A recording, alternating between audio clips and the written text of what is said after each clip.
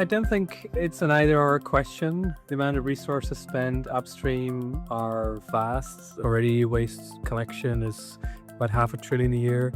That has to triple, quadruple to actually manage all this mismanaged waste correctly.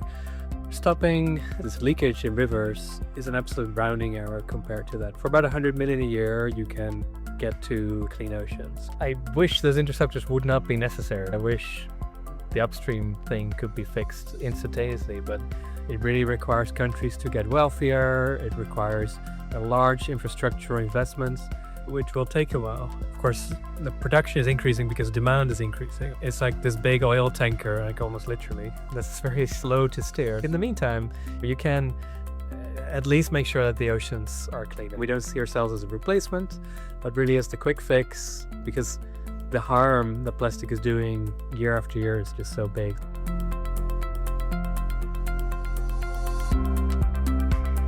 Well, of course it's ambitious. We haven't done it yet, but we've done up to 5% now. I don't know who else has done that.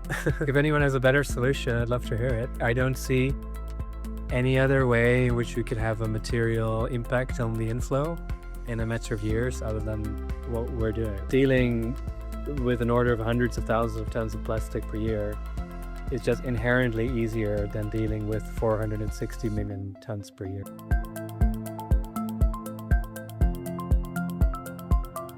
The JAMPAC study was great in 2015 because it was basically the first study that put a number on it, but it was also a bit of a back of the envelope, a calculation with very broad stroke assumptions behind it. I think what you see in studies from ocean climate scientists and other universities tends to put the emissions numbers now as an order of magnitude lower than what people thought.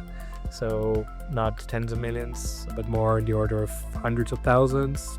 I think the problem with using these overinflated numbers is that any impact you have will look small in comparison. I think some people are shooting themselves in the foot there. I get it. I think some people believe if you make the problem look very big, there will be more supports or people will get more scared in doing something. But I think it's important to be truthful. We've invested now over $10 million in scientific research to get a tremendous amount of data and base our approach on that. We don't have any ideological bias or it has to be this or it has to be that. No, it's like, where do we have the highest leverage and how do we make sure our decisions are made on the best available data?